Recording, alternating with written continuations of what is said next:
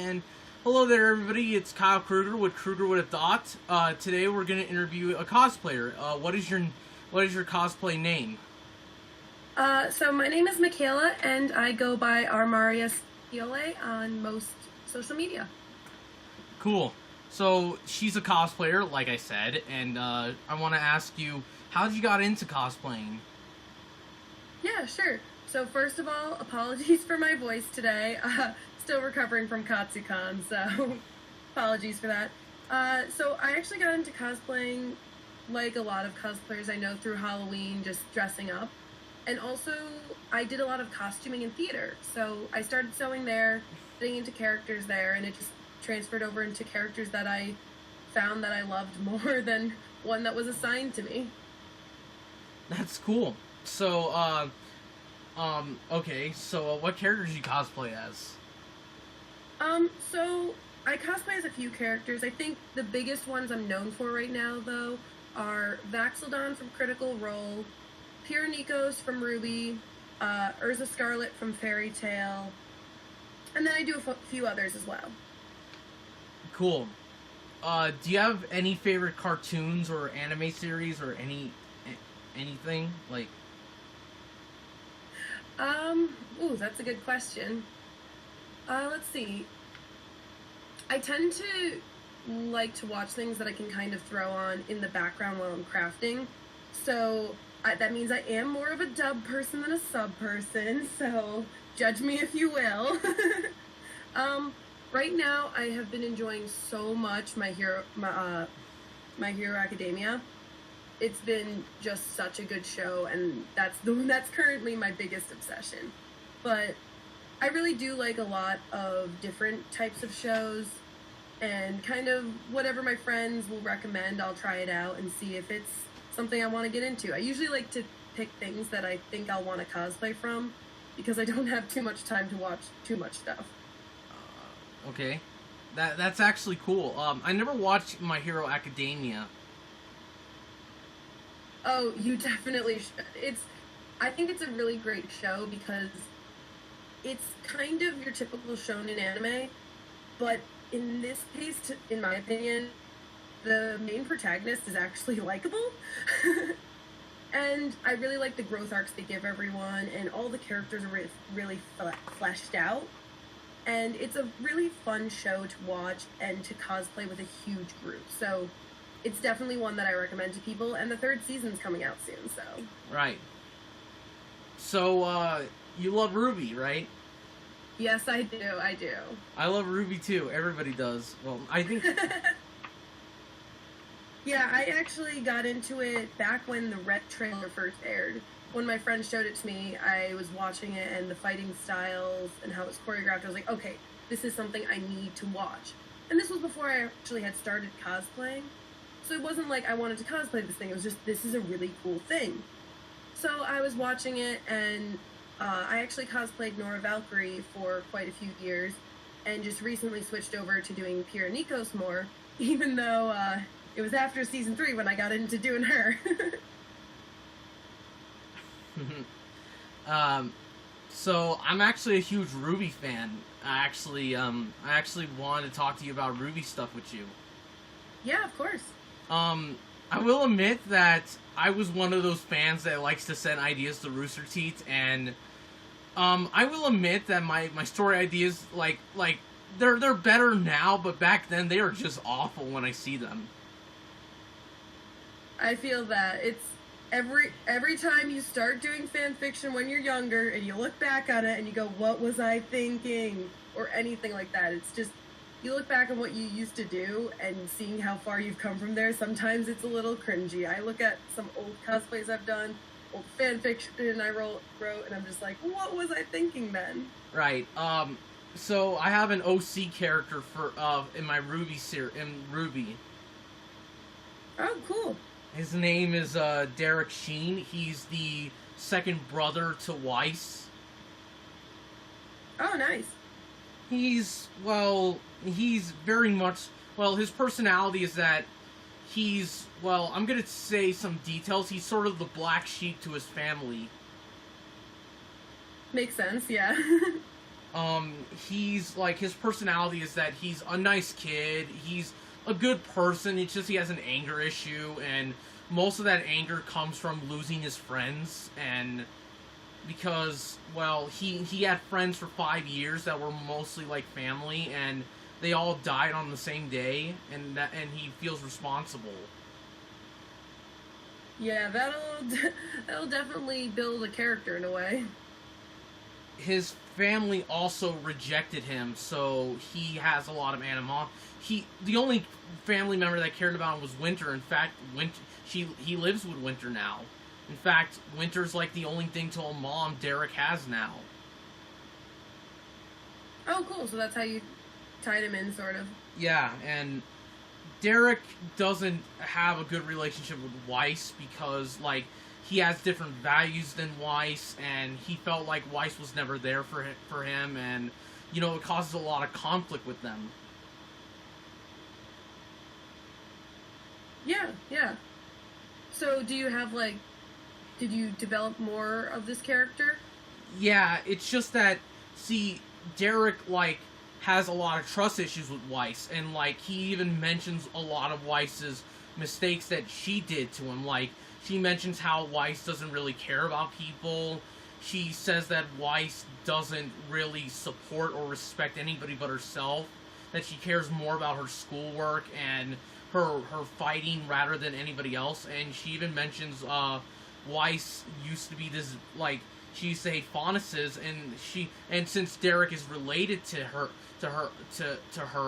he tells Weiss's friends that the only reason she hates Faunus's was because she blames him for why her dad doesn't love her. So then, have you been enjoying her character development Yeah, I have. season? Yeah, I have. It's just that it's more like Derek is sort of like, he's sort of like this, like, he doesn't see the development. And you do understand why, because he's more mad that Weiss was never there for him, and he feels like Weiss is not this good person. Yeah. And sometimes it's hard to see when you're so jaded. Right, but you don't blame Derek for saying that stuff. Is some of that stuff true, or is some of that stuff false?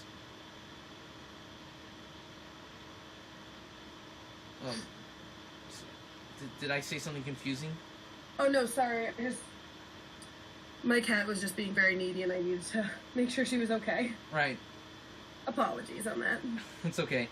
Do you think what Derek says is true or false?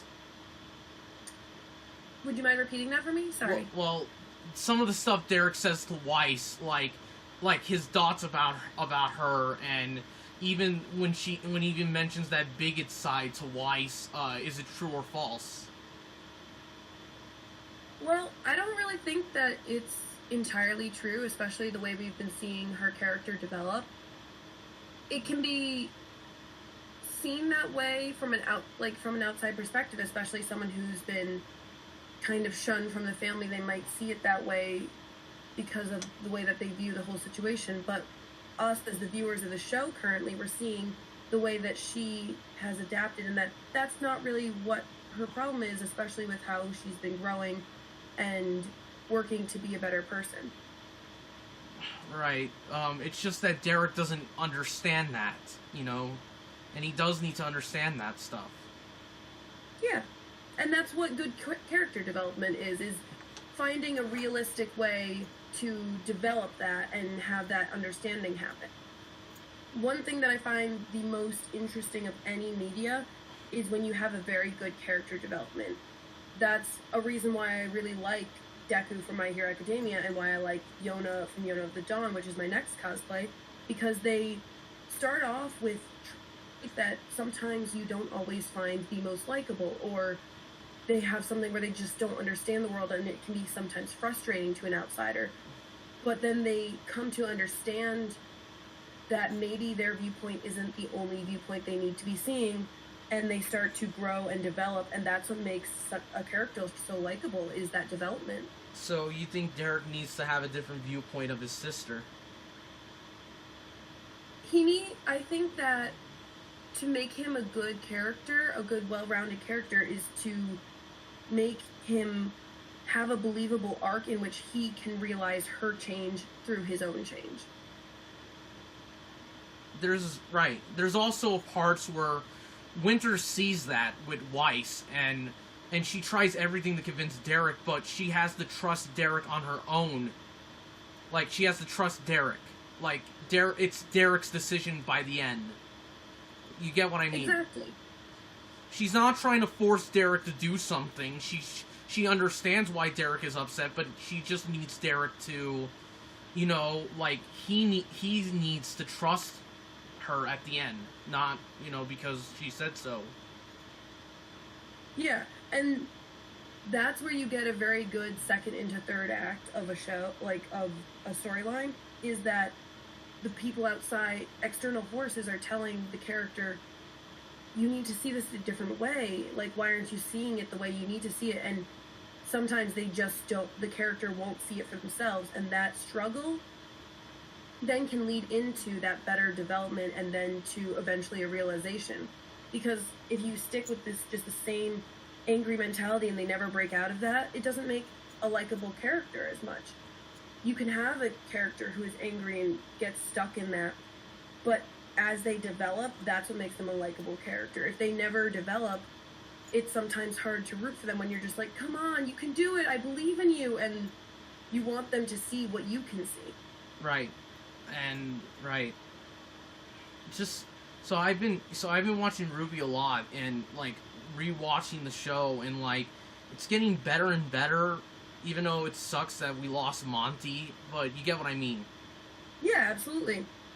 He left a good framework, and he taught great people, and they know where they want to take the show, and I think that they're doing it in a very good way. So I also feel like there's actually a funny part where Derek actually has a crush on one of the characters. Oh, which one? Yang. Of course, I mean, who doesn't have a crush on Yang? I have a crush on Yang. Derek sees a lot of good in Yang. Like, she knows Yang's flawed, but he knows he's flawed as well. And Yang is the one who teaches Derek the most how to fight. In fact, there's actually a part of Derek's arc where he celebrates the 4-year anniversary of his friends dying, and it's very heartbreaking. And Derek admits to everybody that, you know, his friends were family, and losing them sucks.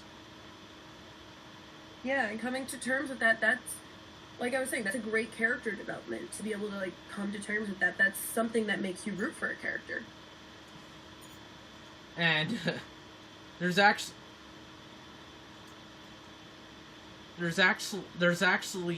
originally I wanted to do you have a Ruby OC? No, I do not. You should, because making an original character is actually fun. Okay, so I don't actually have a Ruby OC, but I will tell you a funny story. So I do a lot of things with Dungeons and Dragons. Have you ever heard of it? Yeah, I heard of it. A lot of people love it. So we actually, a group of my friends, it didn't end up getting very far because schedules didn't work out, but we did have a Dungeons and Dragons campaign set in the Rubyverse. So while I do not have like a full OC, I do have a Ruby weapon that I designed and created and have stats for, which is pretty cool. Right. That's actually pretty awesome. There's actually this other scene with Derek where, you know, Derek bonds with John, and like, because they both lost somebody important to them. Mm-hmm. And I wanted to do a scene, and one of my friends, Alpha Phoenix, who's also a Ruby fan, there's a scene where John feels like he's the only one in my story, like he feels like he's the only one who misses Pyrrha, sorry, I keep mispronouncing her name. It's okay. And this makes Derek upset because Derek knows what it's like to lose people, but at the same time he knows that other people miss his friends, especially their families. Yeah. And like Derek, like, it does piss Derek off, but he says this to John. You know, when are you gonna realize through that dick head of yours that you're not the only one who misses her? When are you gonna realize that? I've lost people, but I gotta understand that I'm not the only one who misses my friends. And like Derek also says, oh, my friend is gone. Everything else is gone. You're not the only one who bonded with Pyrrha. What about your teammates? If you can call them that. Oh wait, that's right, because it feels like you do care about people, but in reality you kind of don't. You just care about how you feel rather than how others feel. It's harsh, but you get what Derek is saying, right? Yeah, absolutely. And conflict like that helps build characters, and it's also good to see it from the other side too. Like, if someone's ever said that to him, to like snap him out of it, is he going to use this and realize, oh wow, I need to get out of my head too, or is he doing this to Jean because it was done to him before? I think it was done to him before, maybe it's part of his character development, and I think John, like some people say like John knows this. It's just that the writers are not showing us that John knows that he's not the only one who misses Pyrrha. Yeah, because I feel like they're having a little trouble being able to show all of Jean's story, because the community definitely wants to see a lot of the main four girls, and that's not a bad thing. Balance so many characters. It's not a bad thing, right? What's a bad thing? It's not a bad thing to focus on the four main girls and having to sacrifice other development, right? Oh, yeah, not at all. It is the four that the show is based around, although personally I am much more a Juniper fan, but I mean, they are in the name of the show. Those are the ones we should be focusing on the most, and we have gotten a decent amount of character development for the side cast, especially the Juniper cast. But it obviously, the ones we are going to want to focus on the most are those main characters. Right. I also feel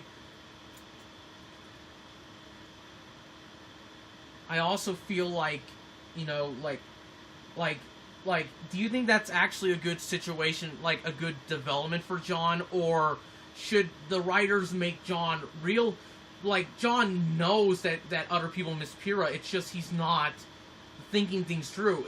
And it's not because John is being insensitive, it's rather because he just feels bad, and, you know, it's more guilt. Yeah, I think everyone deals with loss in different ways, and honestly, that's one thing that I think Ruby really does well, is that there are different sorts of loss and different time frames of loss in the show, and how different characters deal with it. Like, his is still very fresh, and probably one of his first big, like, people losses of, like, someone who's extremely close to. Then you have the loss of, like, Summer, and how it affects Ty versus Ruby, and it's very interesting how they deal with the different variations of loss, and I think they're dealing with his in a very realistic way. It takes a while to get over, and I think that it's going to take some time to heal, and it's going to take some time to come to better terms with it, but I think he's being developed in a very realistic and well way. I also feel like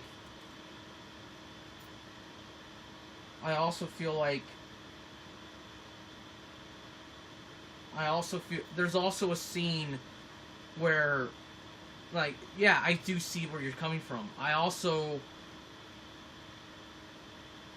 So there's also a scene where Derek, like, there's also a storyline where I'm trying to develop the Derek and Yang relationship in my stories. And there's a scene where Derek finds out why Yang does not like when people abandon her.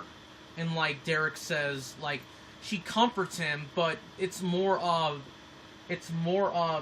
Derek saying, hey, you're so lucky you have a parent that cares about you, because my parents wouldn't give a shit about where I come from. You know, something like that. Yeah. Because I think that maybe that's something Yang has to realize.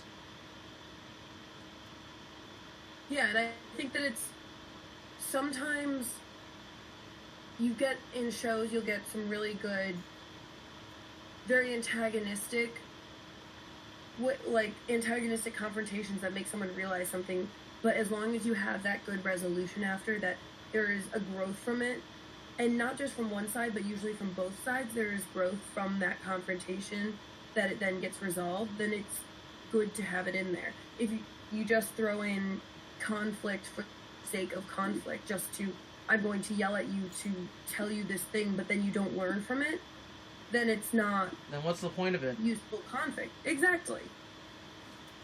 And then, I will admit that when I send my ideas, like, that's not the Derek ideas I send. Like, the original ideas I send, I thought they were good back then. I regret them now, but I sent it to Rooster Teeth, and they didn't reply, so it felt like... So I got rejected, and I didn't deal with it in an angry way, but dealt with it in a sad, depressing way.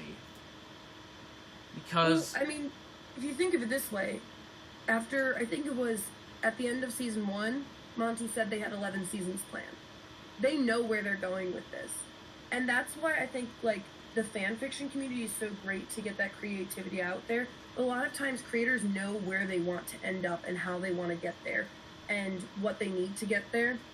And sometimes you just get so many ideas from other people, and I also know that some people have issues with, we can't use that idea even though it's great, because then there's there's a huge copyright issue. And that's why I love the fanfiction community, because there is such great stories out there, and I'm an avid reader of a bunch of stuff like that, because there's so much great creativity there that helps build on characters and stories, and I think it's an absolutely great creative outlet for people. And I felt, and that's true, and I did not, like, back then I did not know that from my perspective. I will admit that I have a bad habit of thinking things should be handed to me, but in reality, not everything should be handed to me, and not everything should be handed to everybody. And guess what? It took me a year to get over this. Every day wasn't, for me. It's just, I look up to them, and, they're really good people. But it's just when you have people reject your ideas, it makes you feel like a failure, but in reality, you're not, Yeah, whenever you get rejected, it's just an opportunity to learn and get better from it. And honestly, what you're telling me right now, this story that you went through, is a great character development if you ever wanted to write a character out of that. Like I thought I would be able to get this, and now I'm just getting rejected, and what is this? And that development of, it's okay to get rejected. This is just telling me that I need to get better, and I will get better, and I will show them. Like, that is a really good character development, and that's the type of creativity that you can put into new characters and stuff like that. I also wanted to say that I love your cosplays. You know why? Why? Because, there's passion and creativity, and there's a lot of effort into them. Thanks.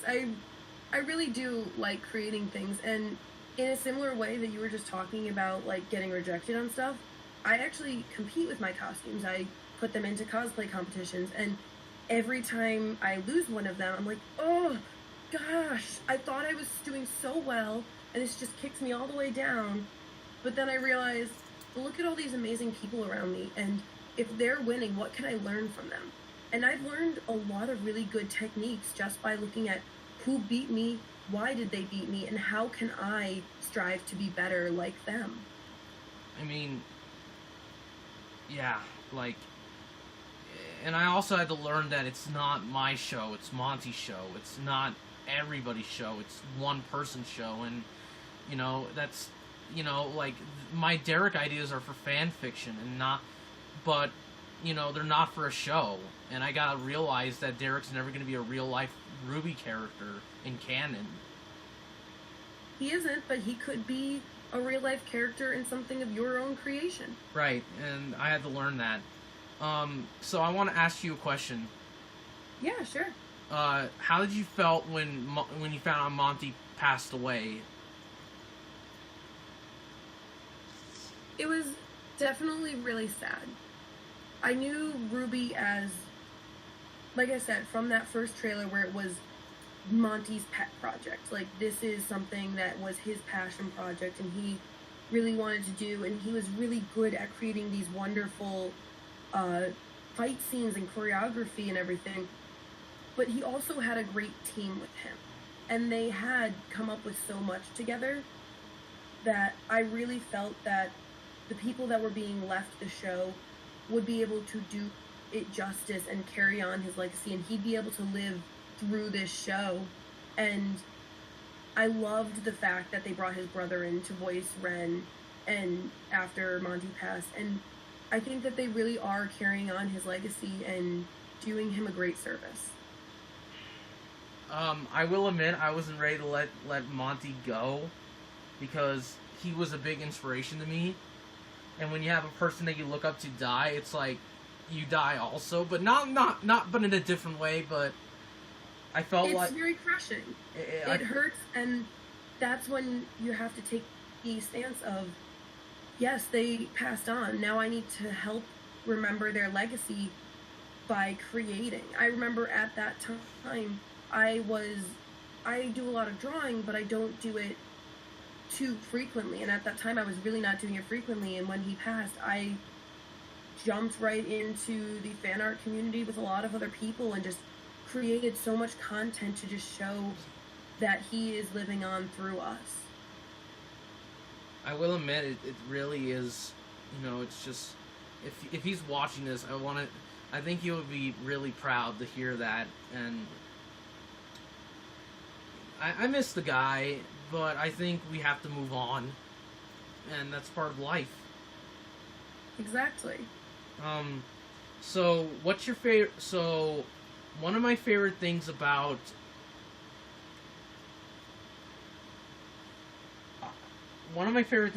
Ruby is that you understand the characters are relatable. You understand where they're going from, but you want to know more about them. Oh, definitely. There's still so much that there is left to know about these characters. There's actually a scene where, there's actually two scenes I want to tell you about. One scene is with Derek and Winter, and they have a huge fight about how Derek wants to see his parents and stand up to them, but Winter doesn't want him to get hurt. And this escalates a lot. And guess what? Derek says something that's true, but also it hurts Winter. Do you want? He says. Sure. What is it? When are you gonna realize you're not my mom, and you never will be? Yeah, I feel like we just haven't gotten enough of Winter, and I feel like that sort of arc would be very interesting to see how she interacts with her family more. Like we just haven't gotten a lot of her, and that's some character development I'd really like. But again, the main characters versus side characters development. You don't hate it, but you wish they would develop the side characters more. Yeah, but that's always the problem with giant ensemble shows, is that you have to have strong main characters, and those have to be your focuses. And sometimes you also have to, you do have to develop the villains, too, to make it a likable series. So sometimes when you have that big of a cast of characters, you just can't develop all the side characters. So some of them end up being a little more one-dimensional, but they kind of have to be to make the show as a whole still feel focused. If you start developing all your side characters, it just gets too unfocused, and it just turns into, little vignettes here and there, and you don't even know what the main story is anymore. So I understand why they do it, but that's why I really like a lot of fan creations, because we get to delve into those characters more that we won't be able to in the show. Right. So, but you do understand where Winter is coming from when Derek says that. Oh yeah. Winter feels like he is Derek's mom, but in reality she's not, and that hurts her.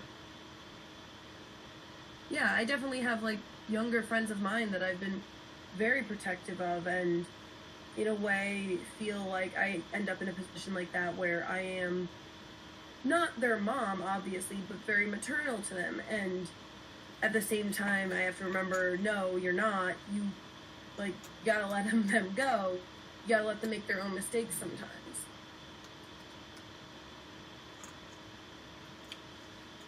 and there's all like right, and Winter feels like that, and Derek does apologize, but he does admit that it's just that he wants Winter.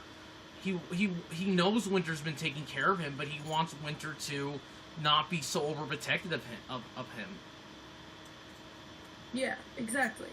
Right, and there's also another scene where Derek stands up to his dad, and when he sees everybody get hurt, he says this: "As you don't care about anybody but yourself, and let me give you something. There are people in this world that are dying every day, and you don't care. Don't you get it? The world isn't about you. It's about other people, but you don't even care about that. And you know what? Sometimes I feel like the only reason that you're rich is because in reality you're not. You use rich people, and you use other people to get away from your own insecurities. And you know what? I'm glad I'm nothing like you. Yeah, I may have an anger issue, but at least I have friends that can help me out. Unlike you, you have nothing to help you. You will never be as good as you think you are." And he also even threatens like his dad.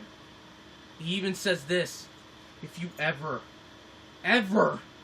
talk to Wise, I will flat out murder you.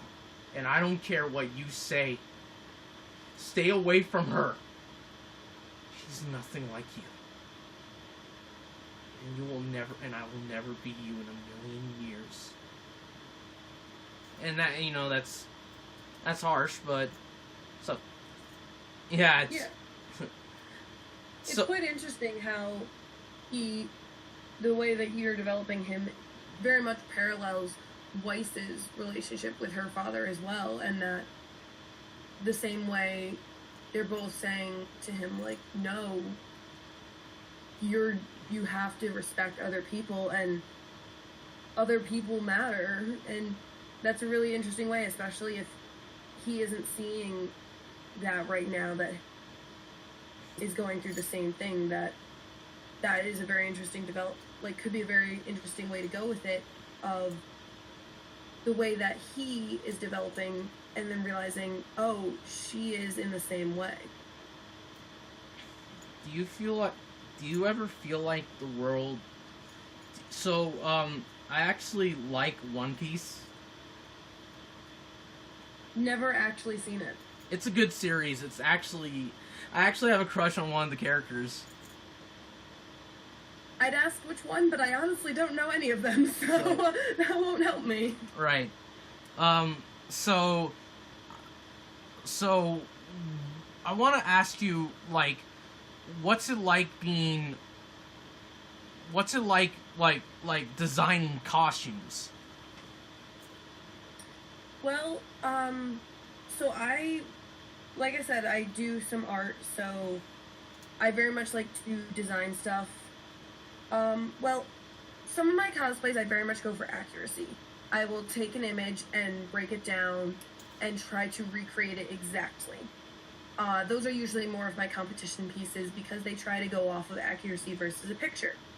But then I also have designs where I do more of my own creation, and I try to bring in aspects of their personality into the actual design. So for Pyrrha, I took her leg armor, which is supposed to be a flat gold, and I actually added a lot of detailing spirals and elegant scroll-like techniques onto the front of them to really give her that regalness that I see in her character. Yona of the Dawn, that I'm working on next, her outfit that I'm designing has a lot of flower symbolism in it, as well as all of the flower designs are very subtly in her costumes that you can't see them as much, because she's a princess who's been fallen from power and on the run, so she has to hide that she's a princess. So I'm kind of hiding her very regal qualities in the outfit. So I really like to take in those personality elements and translate them into something more visual for people. That's really awesome. So, thank you.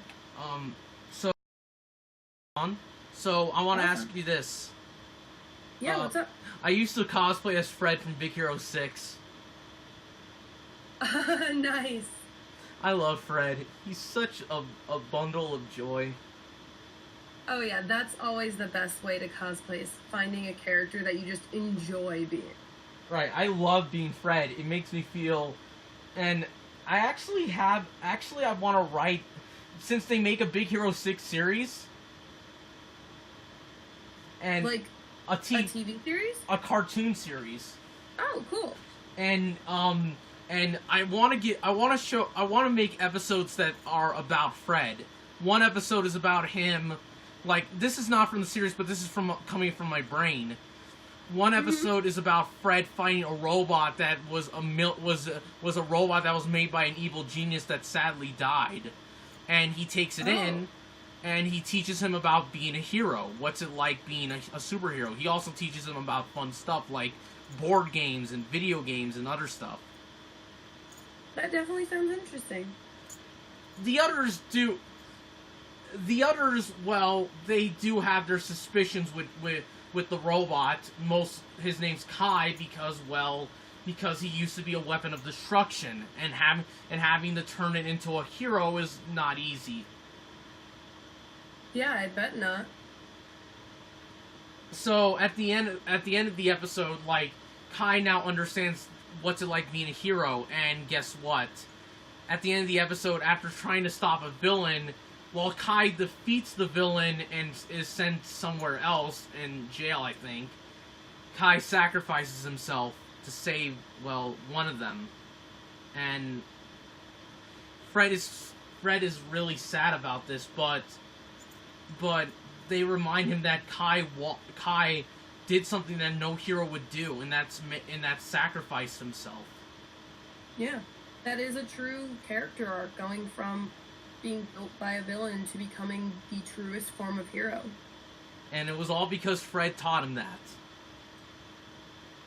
Exactly, and that's how he keeps going after that, is, yeah, Kai sacrificed himself, but he's the one who taught him to be good.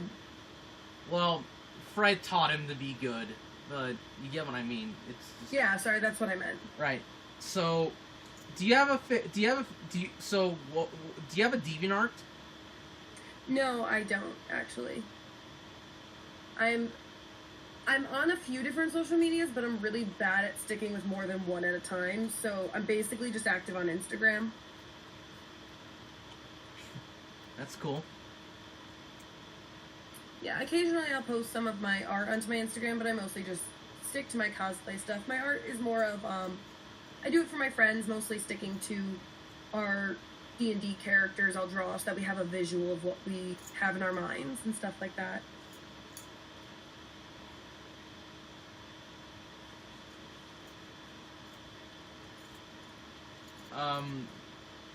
I also wanted to tell you that I want to ask your hand of friendship. Well, I do accept. I really like your enthusiasm, your enthusiasm, your answers, and everything else. Well, thank you. So I also wanted to ask, do you have other favorite things in the world, like maybe a video game or, a comic book? Okay, so I'm not great at video games, but I have been starting to play Mass Effect, and I am loving it. Everybody loves Mass. No, that's Fallout. Don't play Mass Effect 3 because it doesn't have a good ending. Well, don't tell me. I'm just trying to warn you. I'm really enjoying it. I do like more open world games like that. I really enjoyed Skyrim. I'm really enjoying Mass Effect. It takes me sometimes a while to get through them because I'm not good at, like, the controls. Right. I also have a show you should watch. It's not an anime, but it's a really cool cartoon. Oh, what show? The Loud House. I have heard good things about that one. I haven't seen it yet. Like I said, I can't always get through a lot of shows, but I've heard good things. One of the characters' names is Luna. She's a rock star. Nice.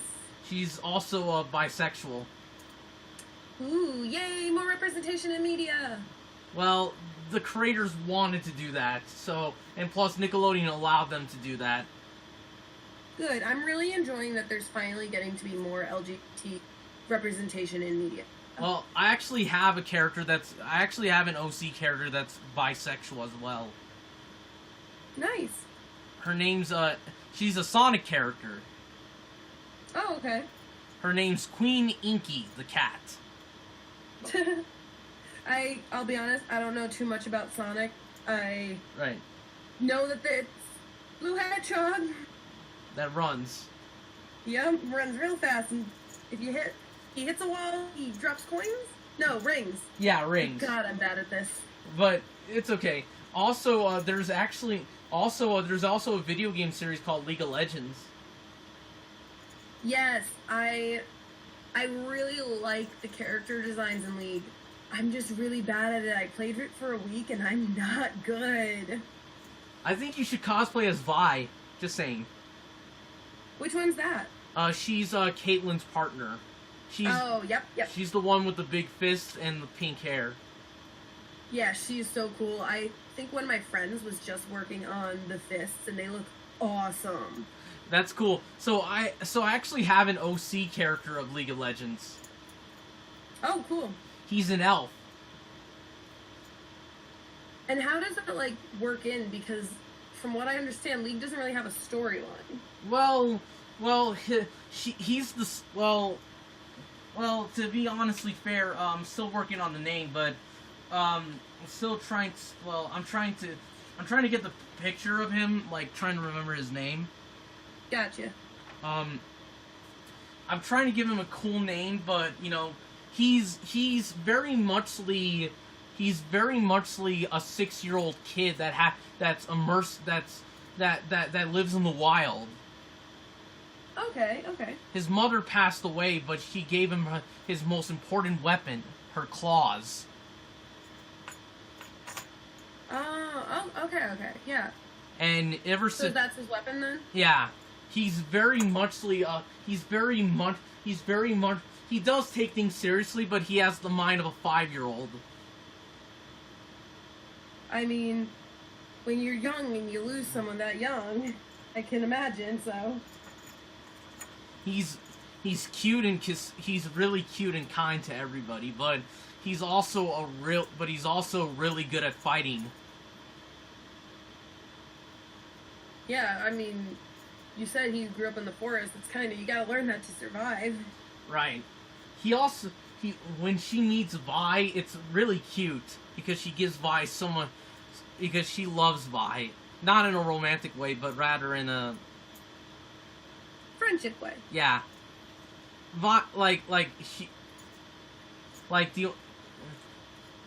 There's this, I actually had a fan fiction where they meet, where it's actually in this carnival, this circus-like place. And, okay. And he takes Vi to the carnival, and like it's really cute, and like Vi likes to like she has to take care of him, and she does get annoyed by him, but to be honestly fair, it's really complicated and simple. Nothing like a good carnival setting to get some character development. Yeah, Vi is also serious-minded, so... Well, she's not serious, she knows when to have fun, but to be honestly fair, like, she now has to deal with this little kid who wants everything. Yeah. She also, I'm trying to give him a good name, like maybe Winkrin or Noman or Noah, but I'm still trying to work on the name. He's just... Yeah, I mean, those are all good choices. Noma, like, it needs to work. I also like to say I like Fairy Tail as well. Fairy Tail is a lot of fun. I ship Natsu and Lucy together. I mean, who doesn't? Wish they could just be a couple, but they can't. But the anime doesn't want to. No, it's just like any other show. You gotta drag it on until you're ready to completely end everything. I wish they got married. At least Gaju and not Lucy Levy did. Yeah, but that's because they actually listen. I don't. It's just life's not fair. Well, I think that nothing ever is going to be like a fairy tale, so it's good that there aren't always everyone getting a happy ending. That's true. And you never do have, like in real life, you don't have all loose ends tied up all the time. I think it's very realistic not to. And I appreciate when shows do that, when they really show a more realistic side. Right. And also, sometimes it's just really nice to have the fairy tale moments. Right. So do you love Dungeons and Dragons? I do play it a lot, and I really do like it because it is my creative outlet for storytelling. Instead of creating characters to go into pre-existing worlds and with pre-existing characters, I'm creating characters in their own world and telling their stories, and it's a lot of fun. It's collaborative storytelling with friends, which is just so much fun, and then also dice rolling and just the things that happen when you roll the wrong number is just the funniest stories I will ever tell people. Right. I actually design shirts. Oh, cool. Well, not literally, but independently.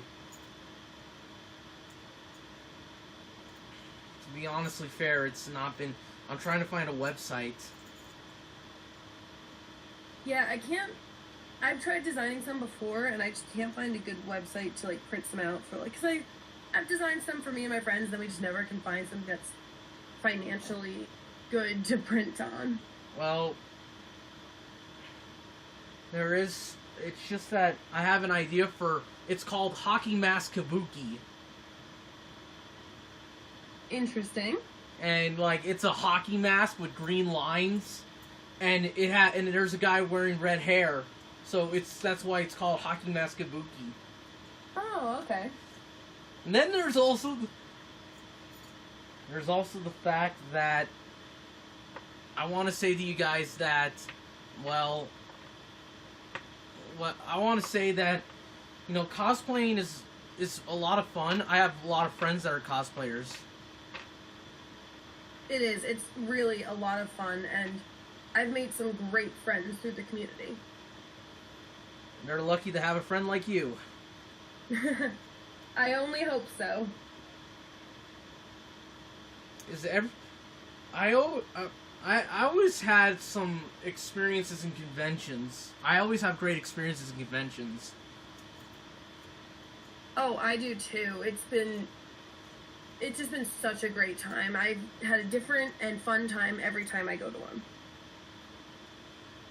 Right, and it's just... There's also the fact that people... I love this. I love doing... You know, I love... The reason why I do podcasts is because I want to interview people, and I want to... You know, I want to interview some people. Yeah, and just connect with more people. Right. I love just going up to people at conventions if they're wearing a shirt or cosplay of a fandom that I'm in, and just starting up a conversation and talking to them. And I've made so many friends that way, just being like, oh, you like that thing? I like that thing. And then just talking from there. Sometimes I need to learn that not everybody should listen to my ideas, and that we should just connect because we like something. And I want to apologize that I've been mostly telling you my Ruby ideas. It's just, you know, sometimes I just, you know, love telling Ruby people my ideas, but... You can tell you're very passionate about it. Right, but being part of a fandom is not just having listening to just one person. Exactly, it's a dialogue and a connection. Right. I also... Who's... My favorite Ruby character is Yang, by the way. Nice. Because, you know, I can relate to her, you know, she's been through a lot, but she does care, and she does have a familiarity with others. Oh, definitely. and it's just really, it's just a really just, you know, just, and I also want to meet her voice actress, Barbara Dunkelman, and, you know, but... Yeah, I got to meet all 4 of the main girls, actually, at, what was it? Boston Comic-Con. They were so kind and so nice, and the fun thing is that they are just as much fans of the show as all of us are. I loved, why am I blank right now? Barb and Blake's voice actress. Erin. Erin, yes, thank you. The 2 of them were both wearing matching necklaces that had little bumblebees on them. They're like, we don't know if it's going to be canon or not, but we're fans of bumblebees, so just saying. And they're just as excited for the show as we are. They just get to find out about it a little earlier than we do. Can I just admit I'm so jealous of you for meeting them? They come to a lot of cons, like, they travel so much, and I'm so thankful for voice actors and actors who travel and go to meet fans. I've been so lucky to meet a few of the actors and voice actors from shows I've cosplayed from or been in the fandom of, and I've gotten to meet, like, my top idol, my favorite cosplay. I got to meet him this year, and it was just amazing. I don't know how my soul didn't leave my body. I think it did. It's just, I met a lot of my favorite voice actors. That's awesome. I met Steve Bloom one time. Steve is so awesome. Yeah, I met him. His partner, Mary Elizabeth McGlynn, do you know her? Yeah, she's one of the writers on Digimon, but she's also a voice actor on Naruto. Yeah, she's actually a guest star in the D&D show that I cosplay from, Critical Role. So I actually got to meet her in Critical Role stuff, and she was so excited to see people in cosplay from the show. And it was awesome. Steve is so, like, I can just say that I want to work with Steve because I want to be a voice actor one day. Awesome. I can do a Guilmon voice. If you don't know who Guilmon is, he's from Digimon Tamers. Steve does the voice of him. Oh, awesome. Cool. I don't know the character. Sorry. Right, but I showed him and he loved it, and I'm just so... I wish I could work with this guy, but, you know, that's just a dream, and, you know... Yeah, I feel that. You want to work with these people and amazing things like that, and hey, maybe you will one day. You just gotta keep working at it. And I've been... that's true. Just, so... Do you have any advice to anybody who wants to go into cosplaying? Definitely, you're gonna start from somewhere. Everyone does. And you will get better if you keep working on it. Don't let anyone ever discourage you saying, oh, well, this isn't good enough, or you aren't good enough to be this character, because that's so untrue. You can do and be anyone you want to, and that's what's so great about cosplay, is that it is so inclusive of anyone. You get to be a character that in normal life you wouldn't be able to be, and there are no limiting factors no matter what anyone says. So I just tell people, keep doing what you're doing, and don't let anyone tell you that you can't do it. Honestly, all cosplay is valid cosplay, just like all tacos are valid tacos for those of you who listen to Taz. It's just, you gotta do what you love. Just stick to something you love, don't get discouraged. There will be times when you don't think you can do it anymore, or you get very stressed, especially when a con's coming up and you don't have your costumes done, and it's 2 days before the con. But just keep working at it. If you love it, don't let it bring you down. Just do what you love. That's really nice. I wanted to say to everybody, give a round of applause to her. She's, what's your name again? I'm sorry. Michaela. Give a round of applause to Michaela, aka ArmariaSeole. You can find me on Instagram, Twitter, Facebook at ArmariaSeole. If you want to do this podcast again, just ask, or I can ask, or, you know, whatever. Yeah, absolutely. I'll let you know. All right. Give her a round of applause, and this is Krueger Adot signing off. Thank you.